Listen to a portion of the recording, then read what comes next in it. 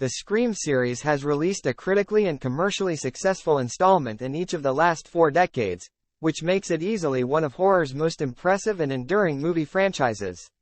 The most recent movies in the self-aware slasher series are very conscious of that status.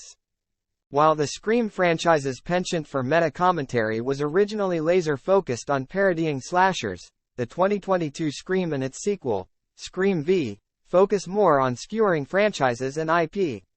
According to Tyler Gillett and Matt Bettinelli-Olpin, who directed both of the newer Scream movies, it felt necessary to leave horror behind a bit in the new world of superheroes and blockbusters. I think that while certainly a Scream movie has to and should talk about the genre, there's a little bit of a wider net to cast, Gillett told Polygon. And I think that is simply because those movies are much more a part of our lives. Those big kinds of blockbuster IP, that's the reality of what's sitting in theaters now. And so I think you can't make a movie that's meta and hoping to talk about entertainment culture, and not fold those things into the conversation. Despite the move toward the larger world of blockbusters, Gillett and Bettinelli-Olpin aren't worried about losing the slasher soul of the Scream franchise.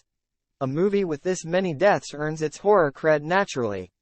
I think part of that is just in the DNA of a Scream movie, because you have a slasher, Ghostface, Bettinelli-Olpin said.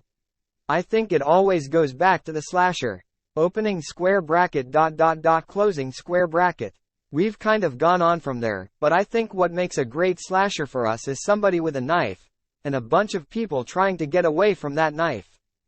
Bettinelli-Olpin also thinks that the character's interest in discussing horror movies helps keep Scream V grounded in its slasher roots, even if it's no longer the only type of movie the series' film nerds are obsessed with. Everybody in this movie is familiar with slashers.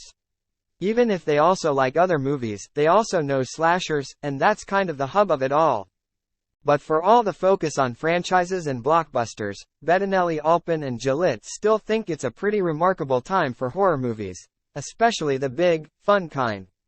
I think 2022 was actually a really exciting year for that, Bettinelli-Olpin said. It felt like there was a lot of stuff that was moving away from the last decade, give or take, of horror and getting us into this newer, I don't want to call it popcorn, but I feel like there were a lot of big horror movies last year that were just fucking big, fun movies. And that's really, really exciting.